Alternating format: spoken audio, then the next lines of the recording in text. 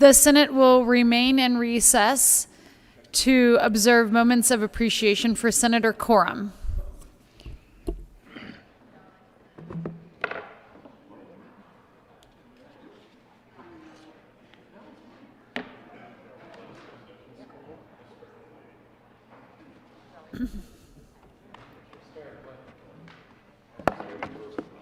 There was extensive stakeholdering and an agreement last night to limit the number of jokes allowed in this memorandum, including a handshake agreement that Senator Coram gets 0 jokes during his speech. Sorry, sir, you used them all up this session.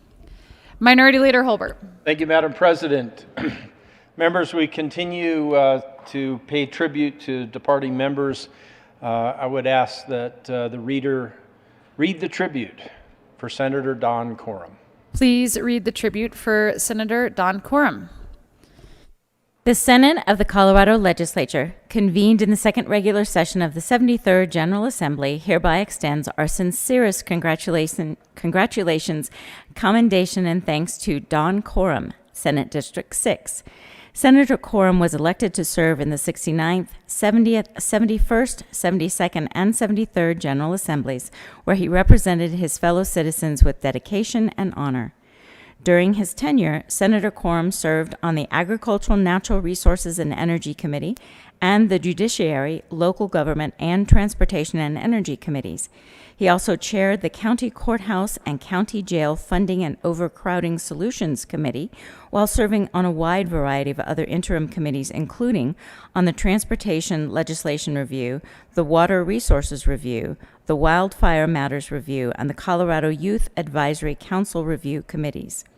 The citizens of Colorado and the members of the Senate express gratitude for Senator Coram's exemplary service to our great state and wish him well in his future endeavors. Given this 11th day of May, 2022, State Capitol, Denver, Colorado, Steve Fenberg, President of the Senate. Colleagues, take a seat.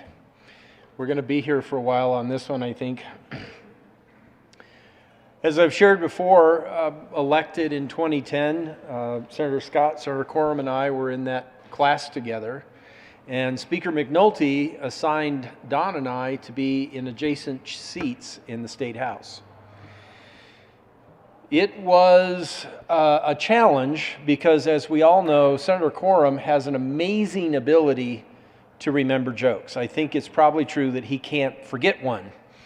I gave you a little insight about my unique dyslexic brain. For some reason, I can't remember a joke. I mean, why did the chicken cross the road is about as far as I can get. But Don, Senator Coram, it doesn't matter what the circumstance is, who's done what, he's got a joke that fits those circumstances. It's incredible. So there is one particular stained glass window in the house that I use as my crutch. And Don knows my look. Don would lean over and tell a joke in my ear.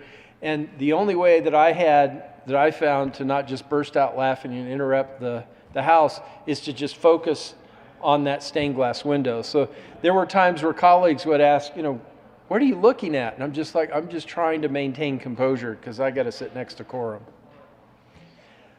Senator Coram exemplifies what it means to be a state representative or a state senator. Our districts are different. The district that I represent, the district that I represented in the House, it's probably different than where you live.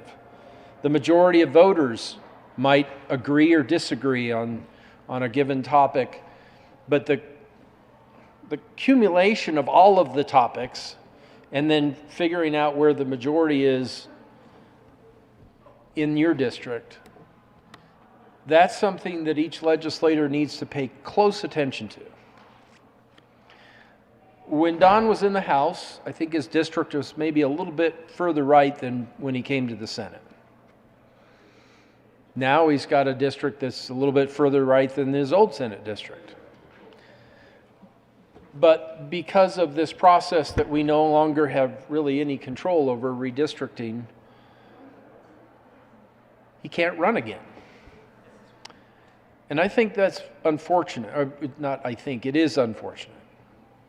because the people of western Colorado, southwestern Colorado, have had a champion. And I've been proud to be here on, say, transportation amendments or bills to support him when he talks about Highway 141. We've talked about it together. Highway 141 runs from Whitewater down to Gateway, down to Nucla, down to Natarita, along the Dolores River. And if you haven't been there, I promise you, it's the most beautiful part of Colorado you haven't seen. We can argue about where the most beautiful place in Colorado is. My friend, Madam President, might argue the Gore Range or the Maroon Bells. I'm pretty partial to Blue Mesa Reservoir. But let me tell you, you might have your favorite, most beautiful spot in Colorado, but if you haven't been down Highway 141, I promise you, it's the most beautiful place you haven't seen. Whether you're on 2 wheels, Tiger, good to see you, or 4 or more, go check it out. But redistricting has, unfortunately, made it impossible for Senator Coram to run for re-election. So we're missing someone who represented western, southwestern Colorado very well. There are parts of that district that aren't deep red. Durango. And yet, Senator Coram over the years has been praised by Democrats who live in that district.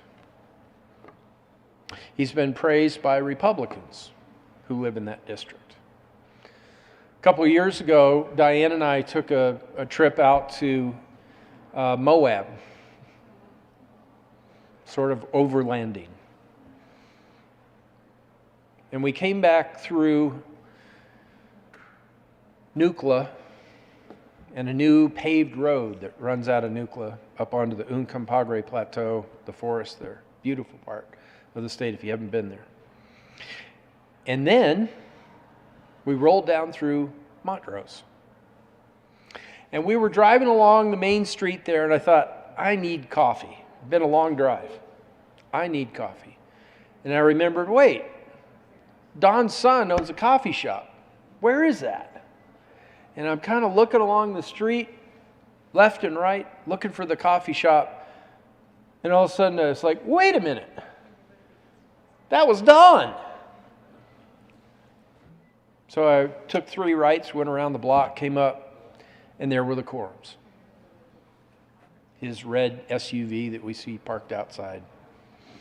And I pulled up really close behind him, and he's talking to his wife through the passenger door, and I pulled up even a little closer. I was trying to be obnoxious and waiting for Don to pick his head up, what the H you doing here, cowboy? And then he finally saw me. I think I might have had to get out the truck and say, hey. And there was a warm embrace to meet the senator in his district. We got to tour the county party headquarters in an old Victorian home. And there was such pride there. I remember serving with Senator Coram in our early years in the House. And there was a bill about civil unions. We came to learn about his son, and the love that he and his wife have for their son, and the support. If you want to see examples of unconditional love, look no further than Don Coram. Being a Republican in the state legislature when that bill was being considered with a son who is gay was tough. But Don Coram's tough too.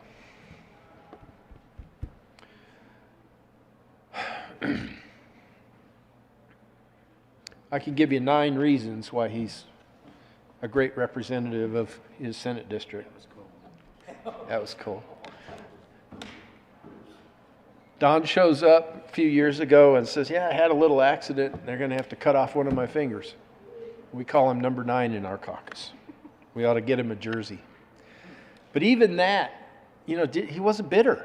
He just kept going and kept his positive outlook, sense of humor, and again, a joke for every single circumstance. Don has succeeded in a lot of policy, and he's failed. He knows what defeat is like.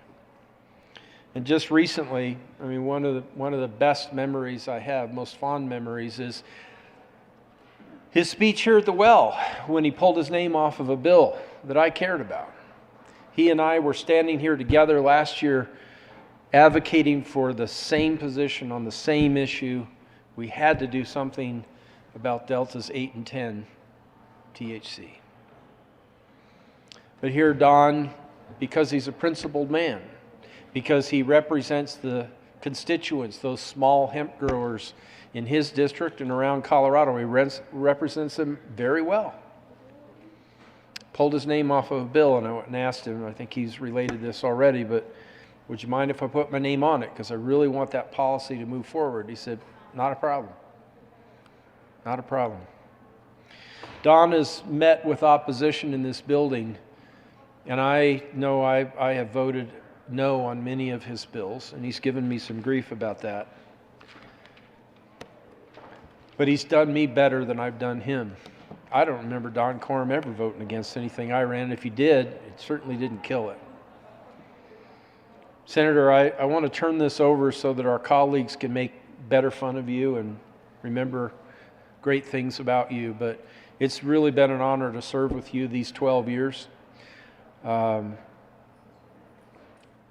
be sad to not be working with you and have that instant joke-telling ability to just break the ice, break the tension in a stressful situation. And I truly wish you and your wife, your whole family, your son, just healthy, fun, exciting, prosperous times in your future. And if you're ever in Florida, I hope you look me up. I promise you, if I'm ever rolling through Montrose, I'll come find you. God bless you, man.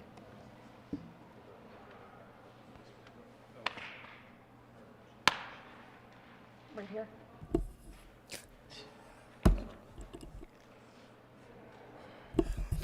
Senator Zenzinger, do you have something to say? Thank you, Mr. President. So I actually had to write some stuff down, and I started crying when I was just listening to the tribute. So I knew that I was going to have to write this down. So Senator Coram and I have a very special connection, and that's because we come from the same place. And place contextualizes people. It connects people, and it gives them a sense of belonging and rootedness. And so when I am near Don, I feel that sense of belonging, specialness, and rootedness. I catch the references. I understand his jokes probably too well. And as Don likes to say, we represent, Montrose High School graduates represent 3% of the legislature down here. I think we have the majority. Don is so generous to me personally. Whenever I go home, he introduces me as the other senator from Montrose. One time I came home to visit my parents, and I was at the 4th of July parade, and I saw Don, and I said, "Yay, Don!" And he pulled me into the parade with him, and he made me walk with him. I was walking with the Republican Party for the entire Main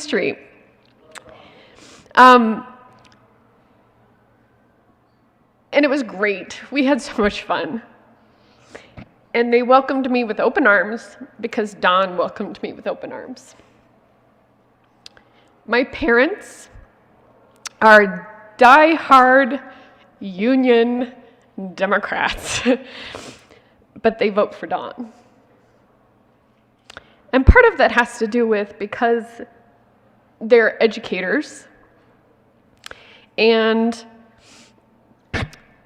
they know that Don stands up for educators. Don stands up for education, and Don stands up for students. And so I've been privileged to be able to carry a number of bills with Senator Coram on education, some really tough ones too. But I didn't worry because Don had my back, always had my back. And sometimes we even would disagree, and he'd say, "It's okay, Rachel, I'll follow your lead." And I'd say, "Are you sure?" And he'd say, "Yes, I'll follow your lead." And he always did. I could talk a really long time, but we have many tributes to get through today. So I just want to end with a song that both he and I have quoted several times down here, but I can't think of any better description. And it's an Aaron Tippin song called "You've Got to Stand for Something." And it starts off with, "Now, Daddy didn't like trouble, but if it came along, everyone knew which side that he'd be on. He never was a hero or this county's shining light, but you could always find him standing up for what he thought was right. He'd say, 'You got to stand for something or you'll fall for anything.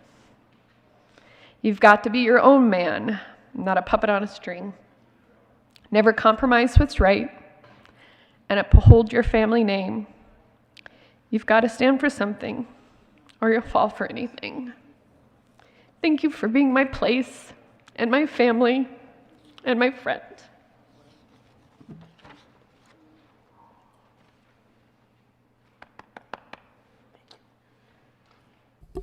Senator Hansen. Thank you, Mr. President. I have 3 ideas I want to share. I've had a chance, the pleasure of working on some pretty tough bills with Don Coram. And as each of us know in the chamber, it can be hard to do bipartisan legislation sometimes. Sometimes it's easier to do bipartisan legislation, sometimes it's harder. I've picked some hard ones with Don Coram, including a bill that was really close to my heart and something that he got involved with me early after I reached out to him. And I'm grateful for that, and he helped teach me how to do that in the Senate. And I want to say thank you. My second idea I want to share with you is what I was always told growing up in Western Kansas was a cowboy contract, which is when you shake somebody's hand, the deal's done. You look them in the eye, you shake their hand, and you know that what you've agreed to is finished. That's Don Coram. We all know that. I'm not sure why I'm getting choked up talking about a handshake, but that's sometimes the most poignant moments in this work. We were trying to finish up the budget situation, all the ballot initiatives that were headed, and Don and I shook hands on Prop EE, if you'll remember that episode, to finish those negotiations, finish those discussions, and to get that in front of the voters. And it's a moment I will not forget. The third idea I want to share with you is Don's invitation to me and my wife when we were out in Montrose to join him for lunch. And I've often thought that the highest compliment you could ever pay someone is to introduce them to your friends. And Don did that day. Introduced me to one of his close friends in Montrose. We had a wonderful lunch, had a chance to talk and joke, and the liberal from Denver having lunch in Montrose. But it was a compliment I will never forget. So I thank you for teaching me how to be a senator.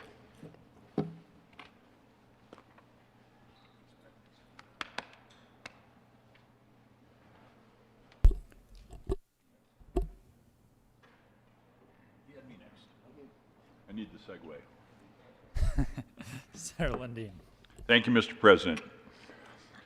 So I'm grateful to follow the previous two speakers because it ties closely to one of the thoughts that I wanted to share. Don Coram evokes a significant amount of emotion. You just saw that from the two previous speakers. The emotion in that case was a connectedness, an affection, a respect, a welling up of all sorts of the best parts of who we are as human beings. Don Coram evokes a different emotion in me. I have abject fear, terror, you could call it. Don's favorite thing is to sidle up to me and say, hey, how about we go stand over next to the rail? It's only about 35 feet down. Don's offered to throw me off of all the highest places in Denver, Colorado at some point or another. I kid, because he's kidding when he does that. I've got this three-thing theme going. I'll do a little triangle on everybody here. I have three things that I would like to share with you about Don Coram. The first is irreverent. That's right, he has three fingers. The first is irreverent. The second is irreverent. And the third is irreverent. You all have spent enough time with Don to know that if I said the sorts of things that Don says, I would be having a conversation with law enforcement, HR, my grandmother, I'm not sure, but I would be talking with someone and the conversation would not be going well for me. No, I jest, but he is irreverent, there's no question about that.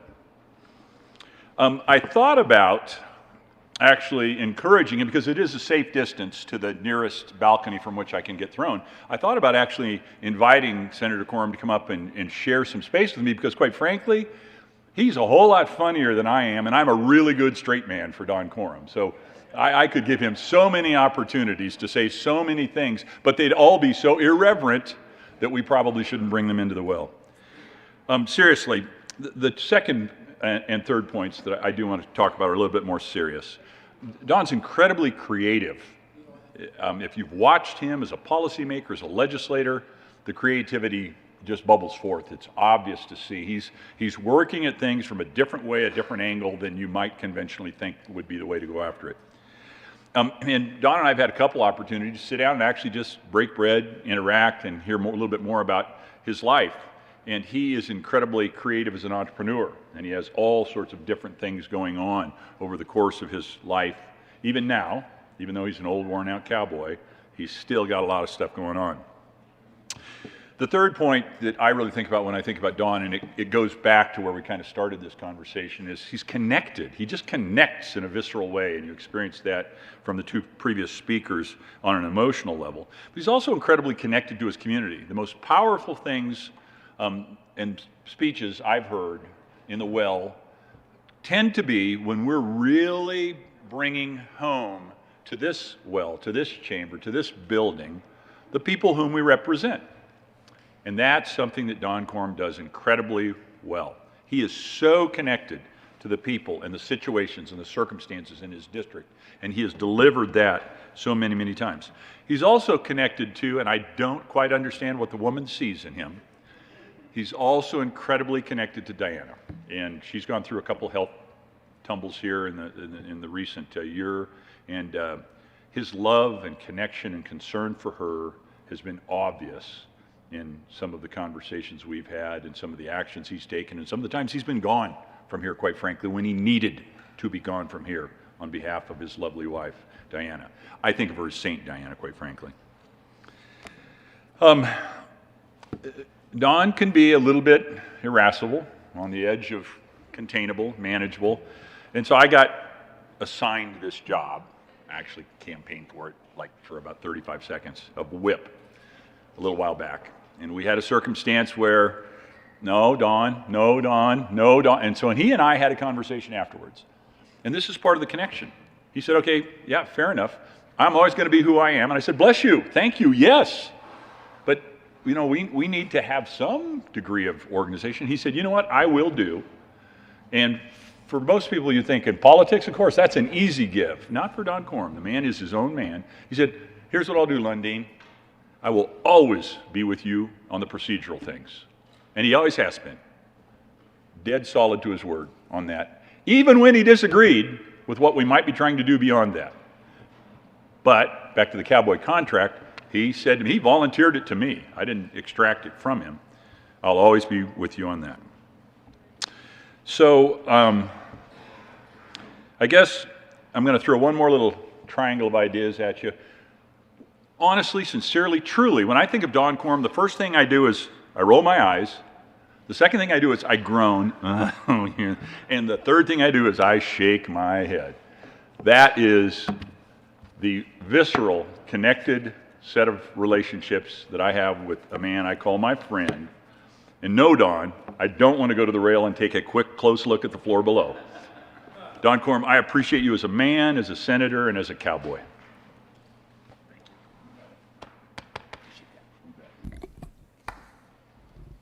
Majority Leader Moreno. Thank you, Mr. President. It's my honor to come and share a few words about my good friend, Don Coram. I've had the pleasure of serving with Senator Coram for many years, serving together in the House first and then now in the Senate. And I think my favorite memories of Don is when I used to organize outings to drag bingo in the House.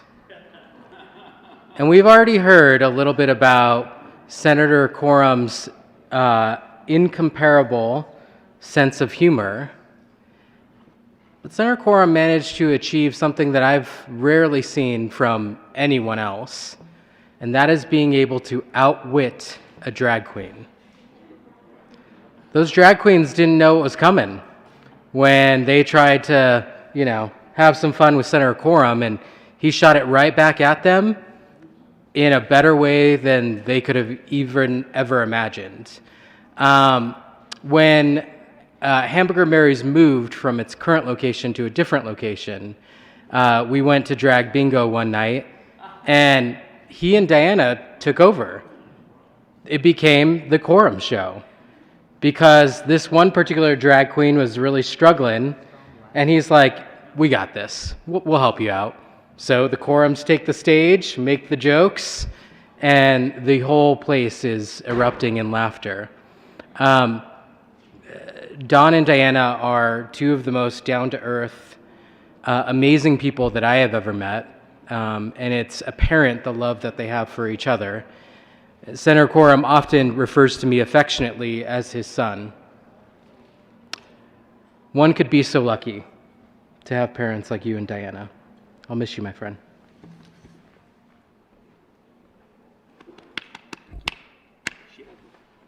Senator Fields.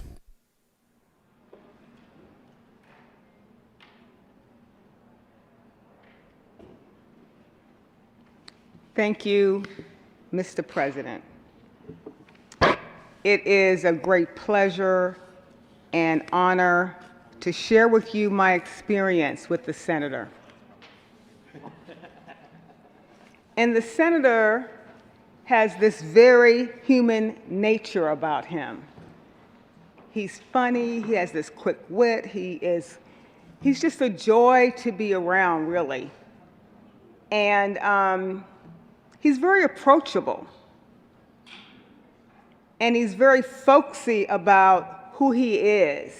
He's very comfortable in his skin. And I believe that I am who I am today because of you. And the reason I say that is because you are so open and receptive to different thoughts of views. So I always saw you as an ally because when I had a bill that I wanted to be co-sponsored, you were one of the first top 3 people I thought about. And very seldom did you say no. And I think the reason for that is because there was some type of alignment or connectivity between what I was trying to do for my constituents and what you were trying to do for the state and for your constituents. So if you know Senator Coram, you know that he always stands for who he is serving, always. So his framework and the tone of his message is always going to be about the principles that he stands for and that he speaks about. I'm not a rancher. I tried to have a small garden. That didn't work out. The weeds just took over. But when you think about the hard work that it takes to be a rancher and then to do this work here, it's not easy. I can tell you, Senator, that I really miss seeing your wife around here, because seeing you guys together helps me to appreciate the importance of relationships and family, and you guys demonstrated that as a couple, and I appreciate that. Also, Senator Coram was never startled. Like when I would have black students here, if I would have black people here, he never gave the impression that they were out of place. Or he was shocked to see them. He would strike up a conversation, he would engage people to the point that it made them feel comfortable in this place instead of feeling like they didn't belong here. And I thank you for that. We have sponsored several bills together. I can't remember all of them, but the one that he sponsored that this session was the one that created a license tag for Delta Sigma Theta Sorority Incorporated. This man did that. It wasn't my sorority. It's a black sorority based on one of the founding chapter members in his district. Now, he could have chose not to celebrate her legacy and just say, well, I don't do license plate bills, and I don't know much about your sorority. But because he knew this woman and her legacy, and he did his own research, because he doesn't just sign up for a bill just to be signing up for it. He has to really believe in it. This man here in the state of Colorado has passed the Delta Sigma Theta Incorporated license plates. And I can't tell you how many Delta Sigma Theta sorority women that are in the state of Colorado or in this nation, but there's hundreds and thousands of them. And I'm here to say thank you for celebrating black women, for that organization that dates back. My sorority is 1908. I don't know what that, they might be 1910 or something like that. It's just been a joy to watch you, to see how insightful you are, and I just like who you are. You're just a very kind, approachable man, and for that, I am so grateful I had the opportunity to work with you. Thank you.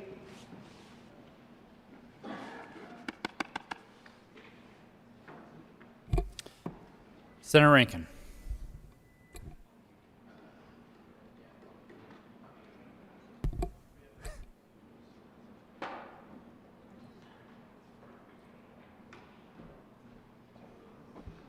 Thank you, Mr. President. Sorry to step out. Well, Don Coram, I mean, look, it's been said, but I'll say some of it again. Thank you for being who you are. Thank you for knowing what your principles are. Thank you for knowing what your conscience is and sticking with it. I mean, that's a trait that's so valuable in this chamber. And thank you for doing the work. I mean, if I just look at the volume of bills over the years and the things you've been willing to champion and step into, you know, just that volume of work deserves an awful lot of respect. You know, I'm sorry about the districting. I just feel like there are big shoes to fill. And for all of you who may not know, I mean, Don Coram presents a very special challenge to me because I have to take over a number of counties. Basically, I have only my own home county left and pick up counties that Don has represented for years. And Joyce and I have spent a lot of time with the Corams because, as you may know, most of you know, my wife is also a politician on the State Board of Education, and we have spent a lot of time in Montrose and down that way campaigning over the years, because it has been years. So I'll tell you, and I think somebody else mentioned this, you can judge a politician and how much they're loved if you go to meals with them. You go to lunch at the local eateries, and people come up and talk, and you see the kind of interaction, the kind of people that the hometown boy deals with. And, you know, Don and Dinah go home almost every weekend, so they love their town, and people there know them. So the Corams are really a legend in that part of the state. They really are, and it goes back a while. So when I think about, you know, having to replace a legend, so Don will be my constituent. I think I'll be his. So it's going to be an interesting next few years as I try to meet those folks, 2 years anyway, while I try to meet those folks, pick up on those issues, which are, of course, a little bit different, a little bit unique than my state, the part of the state that I loved for 10 years, Northwest Colorado. But I look forward to getting a lot of help from the Corams, meeting a lot of people, learning a lot of issues, having a lot of nice lunches again. So Don, thank you for everything you've done, and I'm going to be seeing a lot of you, partner. Thanks.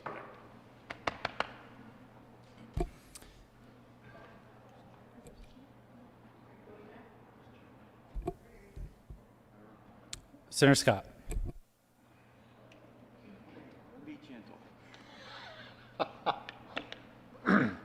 Thank you, Mr. President. Where do you start with Don Coram? With me, with me, as I told a little story before about me getting into politics and running for office.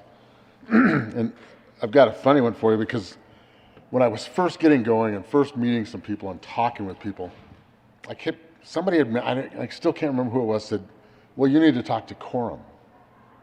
I'm like, what the hell's a Coram? You know, who's a Coram? They kept saying, well, you got to talk to Coram. We think he's supporting your opponent. I was like, well, where is this guy? I mean, where does he live? And they said, well, he's in Montrose. And I was like, well, we're 60, 70 miles away. He's in Montrose County. I'm in I didn't get the connection, right? I just was like, is this like the Montrose Mafia? I mean, what the hell was it? So I called this Coram guy, you know, and he was kind of, as he normally is, a little short, kind of snotty on the phone. And I said, well, I'd like to meet you, Coram. He's like, sure, meet me at this coffee shop. What's that one called on Main Street? Coffee Trader. He said, you know, whatever the heck date we set. So I drove to Montrose, all the way to Montrose. Now keep in mind, if you haven't been out there, there's nothing between Grand Junction and Montrose, basically, other than poor little Delta. Poor little Delta. And the whole drive down there, I'm thinking, what the hell am I doing down? I should be talking to somebody in Grand Junction. This is dumb. So anyway, I get to Montrose, get to the coffee shop, and he was very nice. He introduced himself. So we started talking, and I was like, okay, I just got to put all this on the table. What the hell do you have to do with my election in Grand Junction? And of course, he's pretty proud of himself, as we know Don. He rears back in his chair. He goes, well, you know, we've been involved in politics down here for, whatever, 100 years. I don't know what he's, you know. And he goes, you don't have to worry about me. You got to worry about her. And I thought, who? And here comes Diana in the door. The Queen of Montrose comes wandering in the door, and I'm thinking, this is getting creepy. But she was so sweet. We sat down and had a chat. And I just told him, I said, I'm getting this message that you're somehow trying to interfere with Mesa County politics and you're supporting this clown I'm supposedly running against, which we found out wasn't true, but somebody had started this rumor. Because believe me, Don is not that intelligent to understand other cities, right? Well, kind of. But we had a great talk, and what I found out later is that what it was that in our part of the country, different counties get together and have discussions about, we deal with Garfield County, we deal with Montrose County, Delta County. All the different counties do talk with each other, which is good, it's healthy.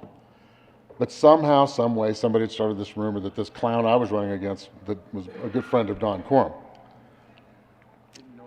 And you never did meet him, did you? I don't think so. So, but back to the first thing I said was the person you had to get past wasn't this guy, it was Diana. And she was sweet as the day was long, just amazingly sweet. Always has, always will be. And I guess I passed the test. I don't know, because she eventually went out and told a few of her internal connections that I was a good guy. So I made it. Fast forward, Don Coram and I in the house. Oh, Lord. Same office. For some reason, the majority thinks it's funny to compact human beings into very tiny places. So there was 4 of us in a box. Myself, Senator Coram, Lori Sane, and Kathleen Conti. So we all had to get to know each other within the first 15 minutes. And oh my gosh, what a time we had. There's a gentleman in the back of the room named JD and Susie, God bless both of you, who had to put up with both of us. But Don and I got to where we would have some fun. Things like bouncing a ball in an open window and seeing if a dog will jump out. Just little fun things you do in western Colorado. Dog didn't quite make it. Although Don tried. I was throwing a ball, he was throwing biscuits, but we couldn't get the dog to go at the window. Thanks, Ray. You're welcome. I thought I'd get that out there so somebody can do a flyer. But we had a great time. We talked a lot, got to know him very well. And again, the wonderful Diana Coram was there as his aide at the time. She would make us cookies and cakes, and we both now carry those things with us. But again, the sweetest woman in the world. And his rock, don't let him fool you. All this tough guy Don Coram stuff, no. It's not him. It's the woman behind him. She is amazing. And we pray for her too, by the way, every day. Policy, we dealt with a lot of policy.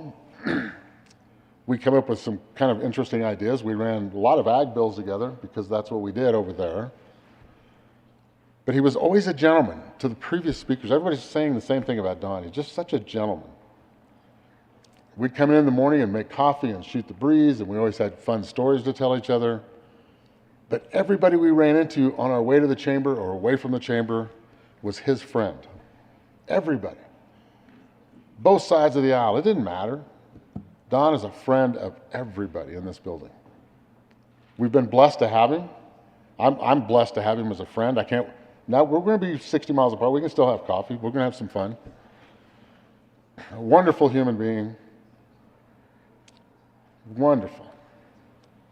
I stand here thinking, this chamber and this building has no idea the talent they're losing, the people they're losing. We've got more to come that are just incredible human beings. And yes, we'll be replaced, and yes, this place will move on, but I think it's going to be a little diminished from what it is now. So thank you, Don, for everything you did and being a friend. To you, bud. Can I say one more thing? Sure. Senator Scott. Thank you, Mr. President. Colleagues, is this my second 10 minutes? Thank you, sir. I feel a little bad because I had to run off on a quick errand for my daughter, and I missed talking about my good friend John Cook. I see his likeness is over there. Not really. A little lighter, a little more handsome. Less Hispanic. I can see that in the eyes. Yeah, I can see quite a bit of difference. But I just want to say a quick word because I feel bad I didn't get a chance to get up here when John was up here. Another rock star, man. You guys, you're losing another doozer. I mean, I'm telling you, John he's smart. He knows exactly what he's doing at every single moment of the day. I lied. I'm sorry. I shouldn't have said that. I didn't mean that. I apologize. Half of every day. But he's just been such a rock star. He's been so good to me. Our caucus members dearly love the man. And we're going to miss you terribly as well. You always have a component in this building of somebody that's done something, right? We talk about ag. We talk about oil and gas. We talk about construction, law. Then we have a lawman.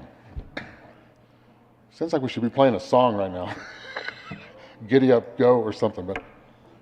But his lawman experience has been invaluable to us to understand what the gentleman behind him talks about.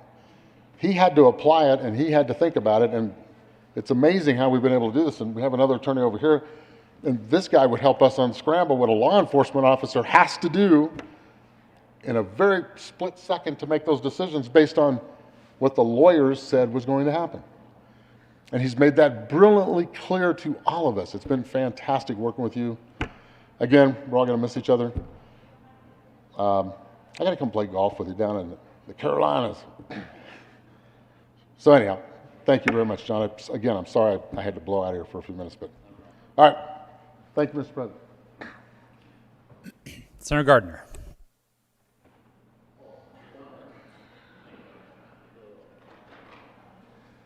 Thank you, Mr. President. Well, there's several of my colleagues here that I would like to say a few words about, but I'm going to speak about Don Coram. First of all, I don't know what it will be like next year to not have a quorum. We won't be able to start the session. Somehow it'll start, but it'll be without a quorum. So many wonderful things have already been said about you, and I was thinking earlier today, what would I say about Don that would really speak to my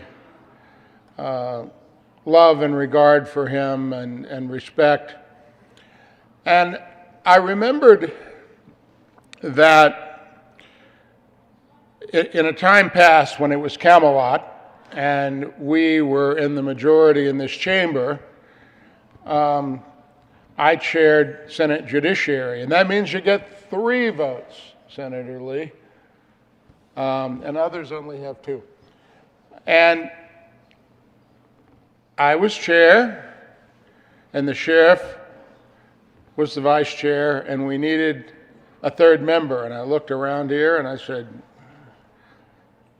look at these. Well, I won't say this is my caucus, I want to say that. But, you know, it is harder in the Senate to build a committee than it is in the House because of our numbers, and the committee numbers are still the same.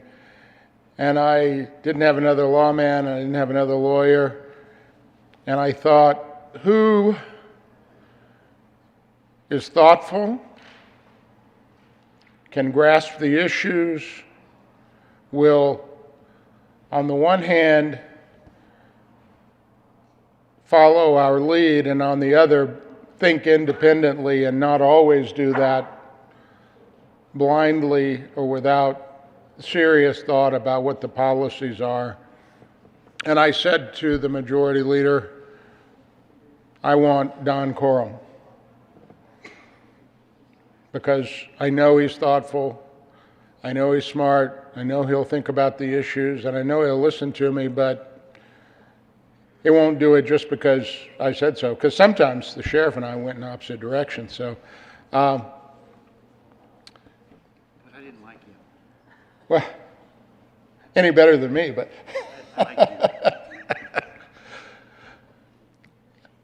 We had some great bills in those days. We had they all came from the other side of the mountains. Things like selling bodies and I mean really interesting issues. And you were able to and did. It was obviously we're studying the bills and dealing with all new subject matter for you. And I have always admired and respected the way that you took to that task of going to that committee that is like, people dread going there. I don't know, I think it's the current chair that might make that the case. Your love for Diana and your family is evident and remarkable and a rare thing in this day and age, and I've always admired and respected that. You often say that the R after your name is for rural, not Republican, and you've been a good Republican caucus member, but more than that, you've been a great rural caucus member for what matters to your community, and what matters to your community ultimately matters to the health of this state, and I think you know that and have spoken about that.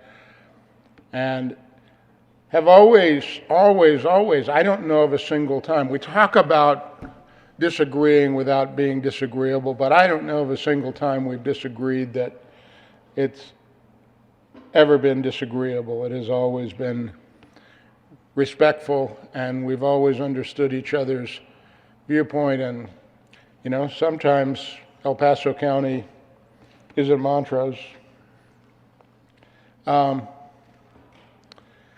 And then another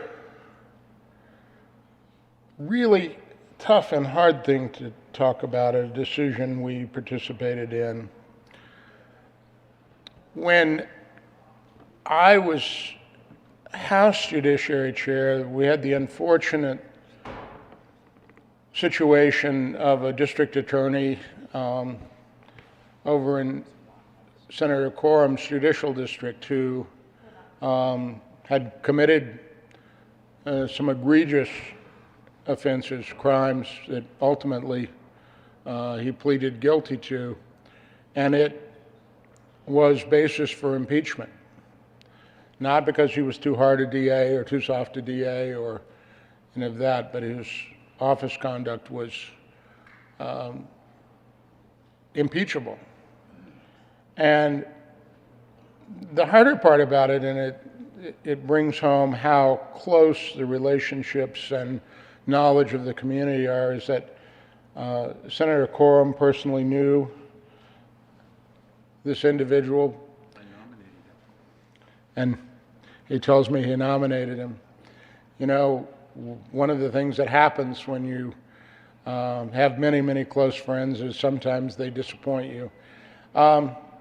The question came up of who would introduce those articles of impeachment, and it ultimately didn't come to that. And I had a conversation with then Representative Coram, and I said, I want to talk to you about this. I'm the chair of Judiciary, and I know the ranking member at that time, Claire Levy.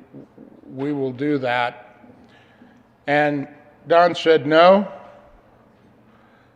it's my district, it's my community, it's my responsibility, and I will be the one who will bring those articles of impeachment.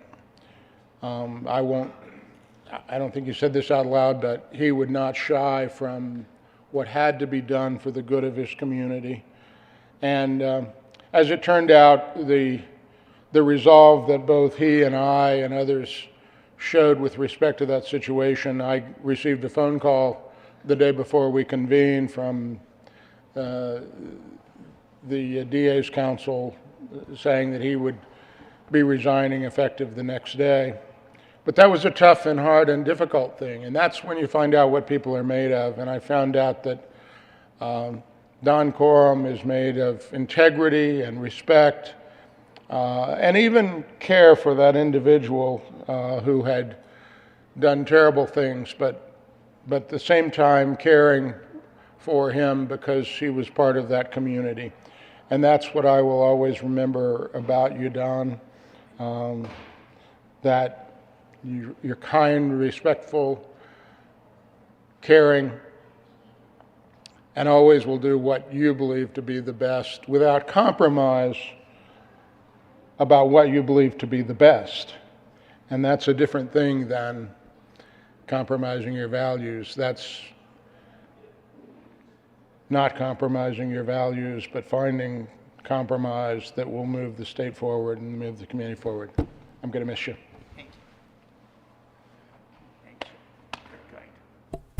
Senator Pedersen. Thank you, Mr. President. Don Coram, it has been such a pleasure to work with you. We also first met in the House, and he has a way to always bring levity to difficult conversations, jokes about even when he lost his finger. When I asked what happened, he immediately responded with a joke that made you laugh. And one of my best memories, though, is in the House. You know that him and Lois Court had a very special relationship, and they loved each other very much. And for Hummers, Don played Lois Court. And for all of you who didn't get to see this, you can visualize he had big balloons up here in front, wig on, glasses. Half a football, actually, is what it was. Nerf footballs. But that was one of the funniest skits that we had for Hummers and made me laugh, I think all of us. One of the best memories that I have. But Don, I didn't want to miss the opportunity just to tell you how wonderful it's been to know you. The couple times a year that we're driving through your community, I wish that we would have told Don that we were in town so we could schedule something, but I always knew that I would see you. And now we have to actually make that effort. And I hope that you keep in touch. You're such a wonderful person. And, being down here, we've partnered on many pieces of legislation that unexpectedly that you came on board with, including increasing access to contraception and bringing the 12-month birth control bill. And you always bring common sense to the policies that you advocate for and say, I don't support abortion, therefore I want to increase access to contraception. And it was because of your partnership that we were able to get that done in split chambers. And I think that you bring that to all the policies that you've worked on. And when you are upset about something, we listen. Because we trust you, your values, we trust who you are, and the reasons that you're here fighting. And so it really has been a pleasure. Now we have to make an effort. I hope that you'll let me know when you're in town, and I hope to see you in Moffat County.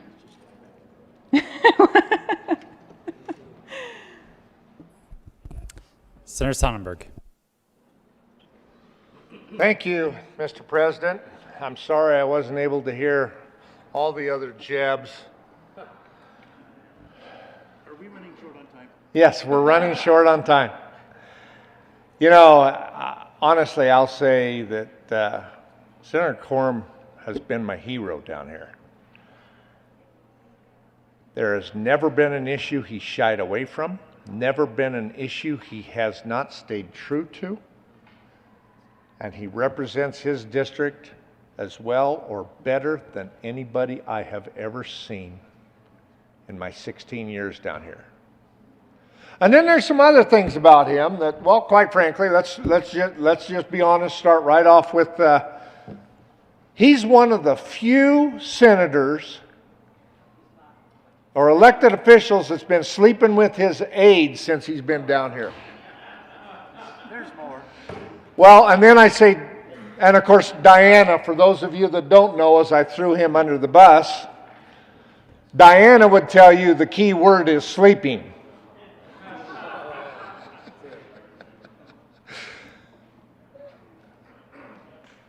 I know we've been talking about Don for a long time, and I don't want to duplicate many of the things. Just tell you that as my hero, as one of the people that when we sit down as East Slope versus West Slope, wasn't with us. It wasn't like that with us. We both actually understood the water world enough to understand that if Colorado would keep cotton picking Colorado's water in Colorado on the South Platte and the Arkansas, we wouldn't have to go to the West Slope for water. And until we figure it out, why would we be allowed to? We had those conversations. That's why we were so strong together on storage. Traveling with him on Interim Water Committee has been a true pleasure as we learn about each other. And then every now and then I sneak over to Montrose and see his lovely wife, and then he shows up. So when it came to ag issues, again, ag issues typically aren't partisan. They typically aren't East Slope versus West Slope. They're farm boy versus trying to educate our urban cousins. And he's been a champion there. I've loved carrying bills with him when it comes to rural internet and trying to do broadband, both him and Senator Donovan, as we worked on those rural issues to give rural access to education, broadband, all of those things. I'll quit there because I know he has the last word. So I will just say, Senator Coram, it's an honor to serve with you. It's an honor to have become your friend. You are a friend for life, and I look forward to keeping that. Thank you, sir. Senator Smallwood.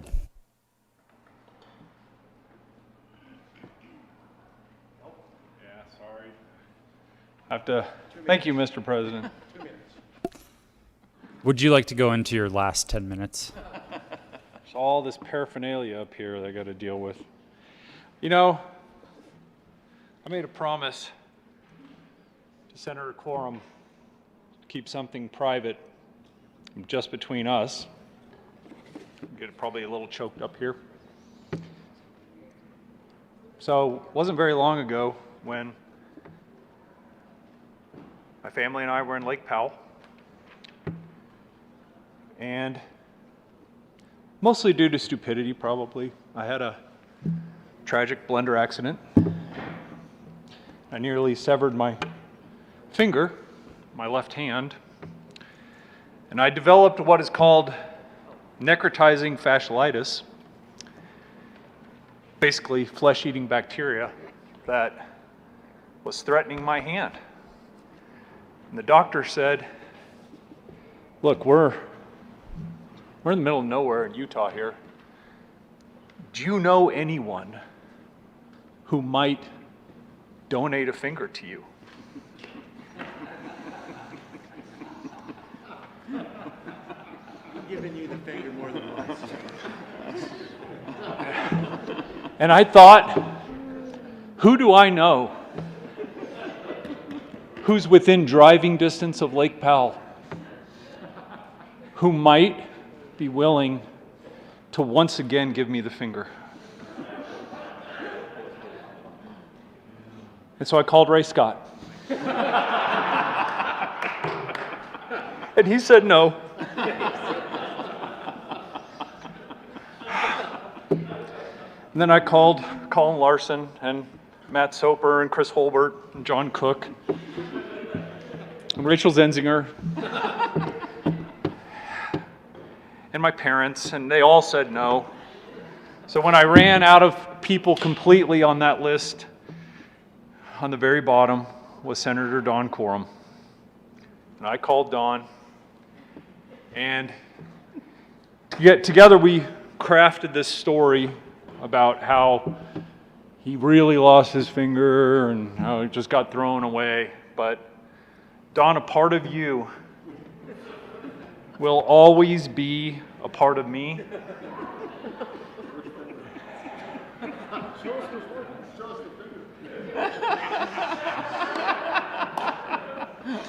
And even though I hate you for being disobedient and truculent and... It's a big word, I know. Thank you. And not a team player when I want you to be. And irreverent. And the only person in the chamber that can get away with stuff, as the senator from El Paso County said, that would get me recalled or arrested or sent to HR. Just know that even when you're gone, everyone here at the Capitol is welcome to live a little piece of Don Coram anytime they want to. So for that, I thank you. Thank you.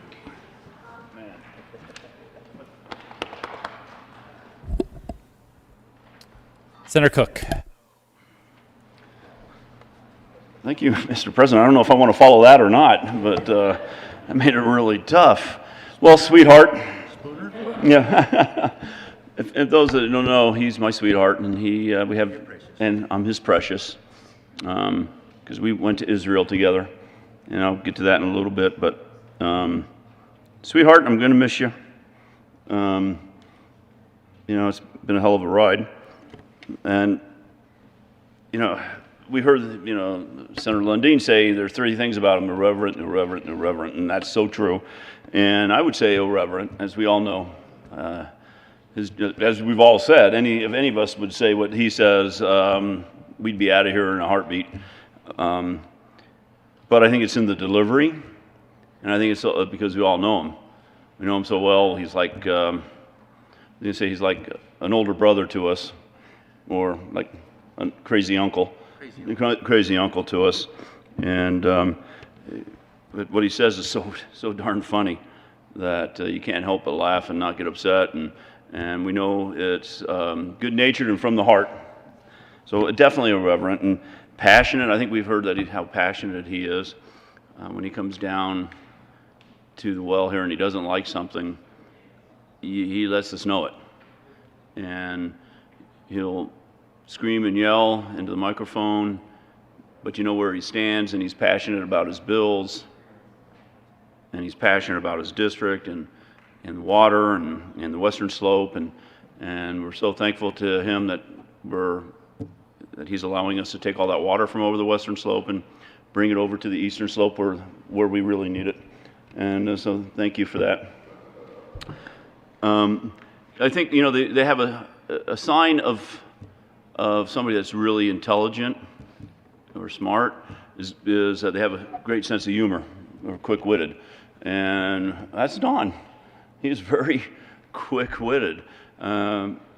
He can remember a joke or a story at the drop of a hat. Some of us were in our office. I think it was my assistant from last year talking about some kind of whale, about a whale or something off the coast, and without skipping a beat, Don pipes up and talks about, I'm not going to repeat the joke because it might be inappropriate here at the well, but it talks about, this whale. And it's like, we're just amazed and stunned. It's like, how do you do this? How do you know? I mean, I might hear a joke today and I'll forget it by tomorrow. But Don is very quick-witted and comes up with these great stories. We heard about how principled he is, and he truly is one of the most principled people I've met. When Ellen Roberts left, she left 2 years early. He was going to fill her spot, and I think the majority leader wanted to put him on a couple of committees that he didn't want to be on. He didn't want to be on one of them, and he was not going to be on ag. And he threw a fit, and he goes, if I'm not going to be on ag, I'm not coming over to the Senate. I'm going to stay in the House where I can be on ag and make a difference for the Western Slope. And so he got put on ag, and I think because of him, we had to extend the ag committee to like 11. And because, what? Oh, 13. Oh, it was we had to extend it because if we put him on, we had to put another Democrat on. And so it was like, he was principled, he was sticking to his guns, he knows what's important to him, and it was agriculture. And he was going to be bound and determined to stay on an ag committee, whether it was in the Senate or in the House. I can't beat that one story that Senator Smallwood just told about the finger. I mean, that was a classic. And I was thinking before he even started talking about that, but the real reason that I think he cut it off intentionally so he could flip people off with impunity. And, you know, he's just, hey, I'm just saying hi to you. And so that's why I really think he got it. But we call each other sweetheart and precious because we spent 8 close personal days together in Israel. And if you've ever been to Israel, we went on the Israeli trip, and if you've ever been to Israel, the beds are narrow, and they're short, and they're close together. We walk into the first hotel, and we both got in, and we stopped, and we looked, and we go, what the, where's the other bed? And it was like, no, it's like right here. And it's like, okay, Don, I said, look, I know you're old, so when you get up in the middle of the night to go pee, you walk around the bed. You don't roll over. He didn't listen. He didn't listen. We got to be very close on that trip. There was a lot of walking when you go to Israel on the Israeli trip, and I had a bum knee or a bad knee, and it swelled up, and so we go back to the hotel, and we asked for a bag of ice. We went, you know, hey, can we get a bag of ice for his knee? They bring back a garbage bag full of ice. I mean, literally a garbage bag this big full of ice. And it took 2 of us to lift it onto his leg. And we sat there together with this bag of ice on his leg, getting even closer to each other. It was a great trip, and he started off saying, he didn't like me very much when he first met me. Well, the feeling was mutual. He was in the house, and it's like, oh God. So when it came time to the trip to Israel, you killed my bill. That's right. So the reason, the 2 stories that we talked about that people were complaining about me was that one about that on Ray Scott's bill that we wouldn't get nobody would move the bill. That was his in the house. And so I think that's why he hated me, and I hated the bill at the time, so that's why I hated him. And the second one, the story about when I was in the chair, and we knew Owen Hill knew he was going to get rolled, and he told me to, said it was in the rules, blah blah blah. He was the guy that stood up with the Dems and caused that whole fiasco. It wasn't me. It was him that caused it. What? It was, yeah. So when it came time for the Israeli trip, you put down who you want a room with, or you can have your own room. I started off with Hugh McKean. I want to stay with Hugh McKean. Well, he then decided he wanted his own room, and I started off with Alec and Garnett, and second, and he goes, nah, he's taking his wife. And I started off with Bob, and Bob, I'm busy. I don't want to do that. Very bottom of the list, there he was. Yeah, 4th. Yeah, there he was. So he and I roomed together for those 8 days, and I got to talk about a hoot. Somebody mentioned the word hoot earlier. Talk about a hoot. This guy is a hoot to stay with and spend 8 days and 8 nights with, and it was a great trip. One thing you might not know about me is I really like musicals, and I don't know if you've seen The Unsinkable Molly Brown. There's a song in there. Yeah. No, My Fair Lady here, yeah. But there's a song in there about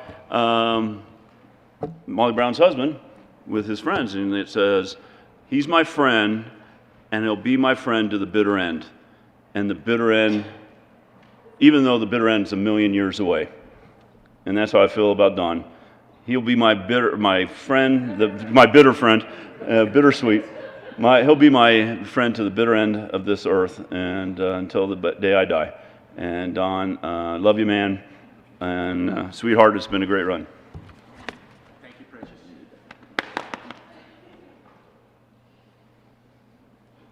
Senator Kirkmeyer.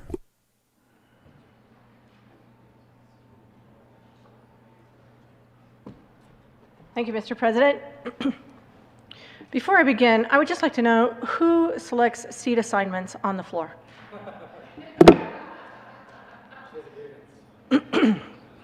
Thank you. Thank you, Mr. Minority Leader. Does everyone know where I sit? I sit in the middle of this awfully... Yes. And I sit right in the middle between Larry Liston and Don Coram. I didn't know Don Coram before he became a state senator. I knew who he was, but I didn't know Don Coram. So I just want to say to everyone here, you're welcome. You're absolutely welcome. You think that the only jokes he says are at the microphone in the well? No. No. I start my day off with limericks from Larry and some pretty wild, raunchy, inappropriate, sometimes funny, mostly not, jokes. I start my day off by saying, don't ever say that in public. Please don't ever refer to them like that in public. You can only say that to me. You do understand that. In this room, you can only say that to me. In fact, anywhere in the world, you should only say that saying to me.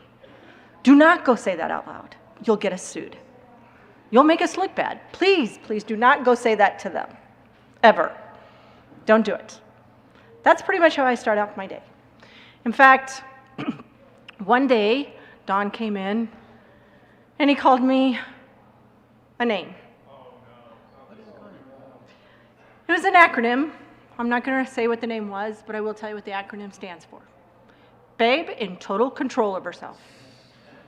Right there. And I started off my day by saying, and I am the only woman in this room that you can say that to. But,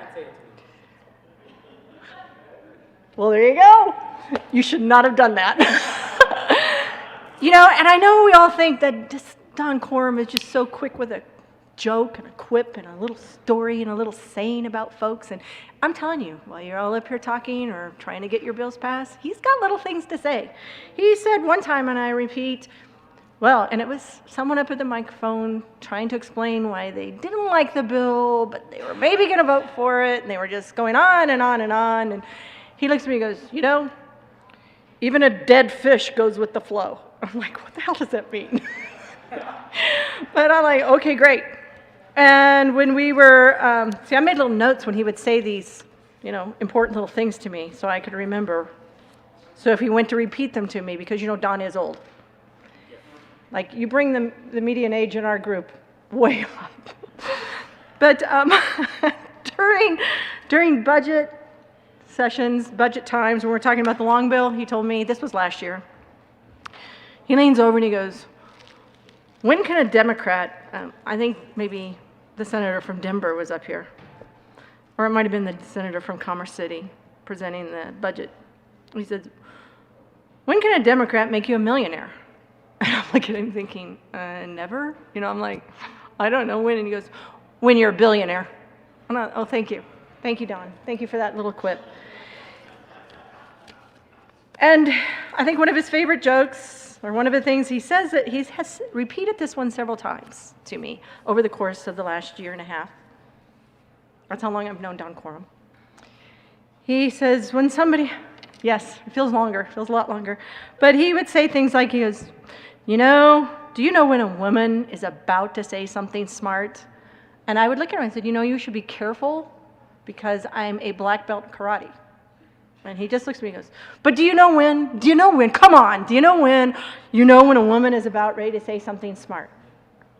And I just look at him finally, because if you don't talk to him, he just keeps going. And I said, when? He goes, when she starts her sentence with, a man once told me. And I'm like, right? Right? And I know you just think he's so smart with these jokes, but have you ever noticed Don when he sits in his chair and he leans back and he's got his phone and he's sitting there going like this? It's because he's on the internet looking up jokes.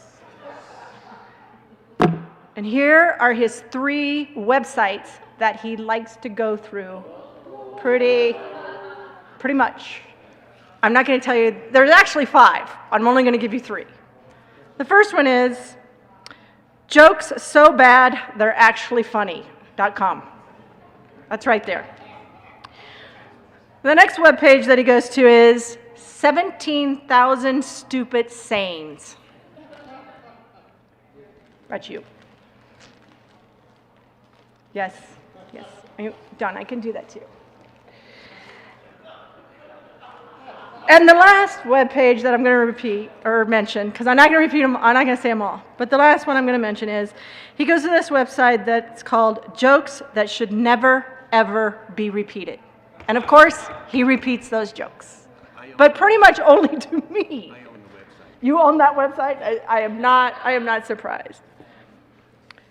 In all seriousness, he does say all those jokes in the morning. Every morning when I'm in the session starts off with a joke, and he's either telling it to me or to Sonnenberg, who sits right behind us. Which, when he turns, you would think he'd maybe turn the other way so I don't have to hear it, but he turns where he's facing me, and then he starts speaking to Sonnenberg, and so I hear all the jokes. And then that's when you hear Jerry go, whoa, kind of laugh, and I'm like, it was not funny. That was not a funny joke. And neither of you should say that ever again. But I will say this about Don Coram, and you heard about the things where he's kind and he's respectful and he's thoughtful and he cares about kids.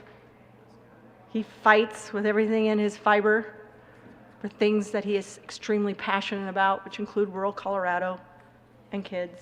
You do a lot of bills on kids. But he is just truly one of the good guys. He is just a good guy in his heart, all the way through, down to the bone, all the way down to all 9 fingers. He is just really, truly one of the good guys. And it is a highlight, even though I just teased you about it. It is a highlight when I come in and we talk about our weekends and talk about what's going on, and he starts off with a joke, starts off with something somewhat funny, but it's a highlight of the day. I have really, really enjoyed sitting next to you. And yes, I'm not going to thank Chris. You should be thanking me. I'm pretty sure I kept us out of some lawsuits. But I just really appreciate you. And I love you, man. Thank you. I said I was funny. I just want you to know you said Minority Leader.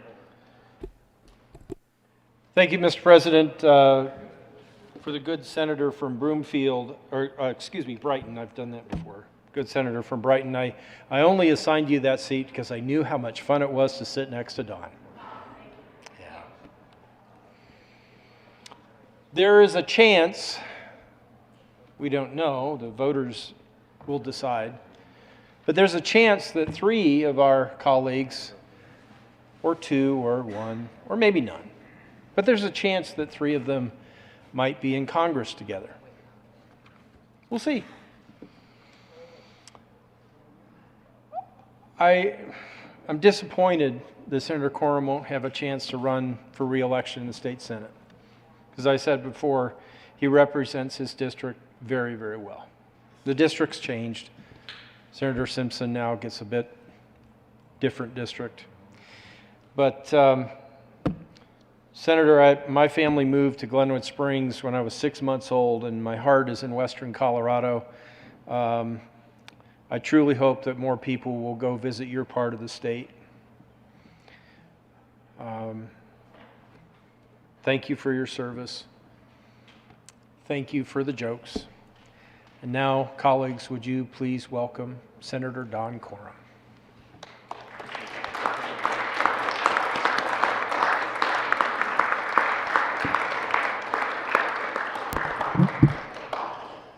Thank you. I think this is one of the finest funerals I've ever been to. You know, at funerals, they always say all these nice things about people, and you're sitting there like, who in the hell are they talking about? But thank you so much for the kind words. I truly appreciate it. I appreciate the fact that you have talking about my soulmate so kindly. Thank you. It's a little tough when you're 300 miles from home and the person that you love so much is not with you.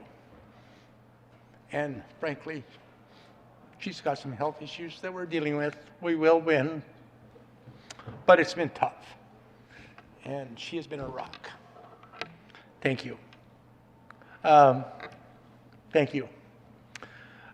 Chris, I truly remember when we came in together, and you may recall that I told Speaker McNulty in our first caucus meeting that, frankly, I had opted for cremation. I wasn't there to make friends.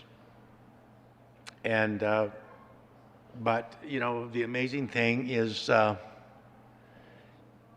you have allowed me to stay true to my principles and make friends. And that's been incredible. It's been absolutely incredible. I do stand for what I believe. I will take on a buzzsaw if that's necessary. But one of the bills that first came out that Chris talked about civil unions.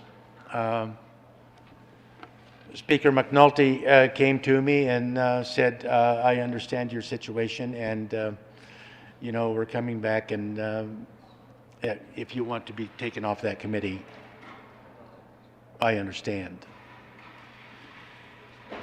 And my comment was, no, I will stay on the committee. The fact is, I was not against civil unions. I was against it because the voters of the Colorado had voted. I was standing with the voters of Colorado. And we passed that, and frankly, I think it was the reason for a change in majority. And the first thing that came back was the legislature did change it. And I remember after it passed, I walked up to Speaker Ferrandino and I put my arm around him. Mark, I want to thank you so much for getting this out of the way. I said, one of the guys, political guys that I truly admired in my life, and I've admired Republicans and Democrats alike. But I said, I read a statement from Speaker Sam Rayburn, and he said the fastest way to end a political career is to get caught in bed with a dead woman or a live man. I said, buddy, I'm only worrying about dead women now, so thank you. But we had a good time.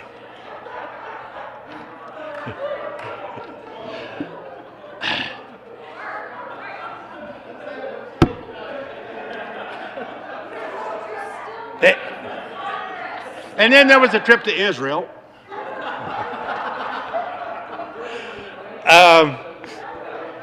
But Senator Cook, you brought up the situation with the district attorney, and once again, you have to stand on your principles. I had known this young man his entire life, and he made a mistake. And the story was that, yes, that is impeachable, and I said to them, Senator Gardner, Senator Cook, I'm an old rancher.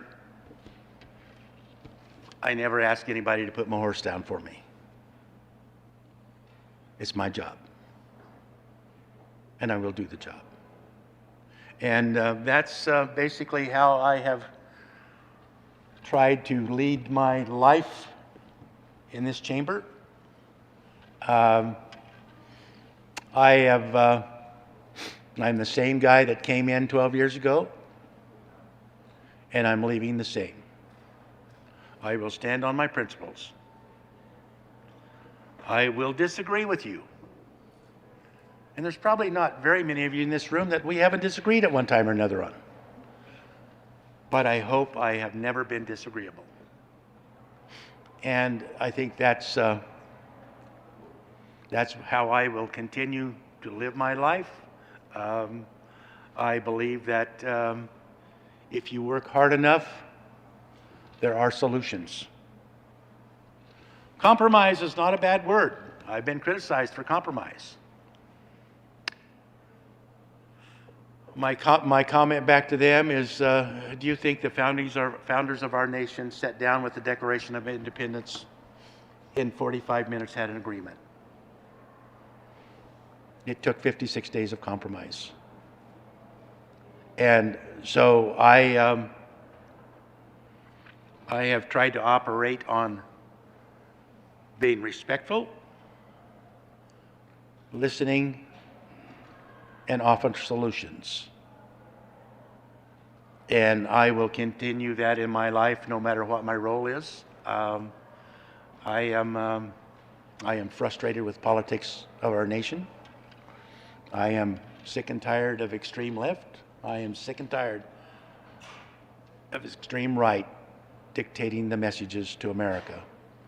And we in the Colorado General Assembly are prime examples that with respect and dignity, we can make a difference. Mr. President, I want to thank you. We talked about our trip to Israel, but for whatever reason, the rest of the group tried to leave me there.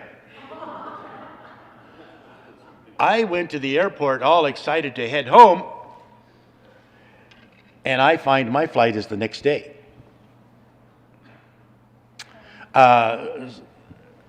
Senator Finberg, maybe because of his heritage or whatever, took pity on me because he did not want me left in Israel.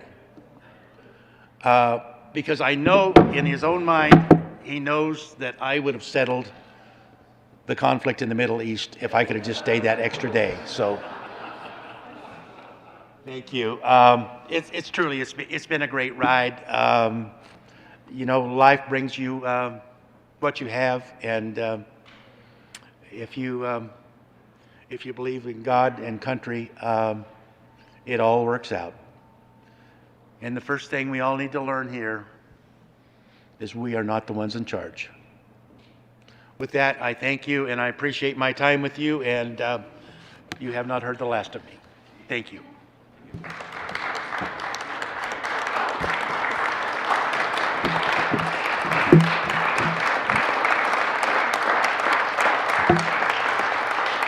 It's so nice that you give a man with 3 fingers a hand.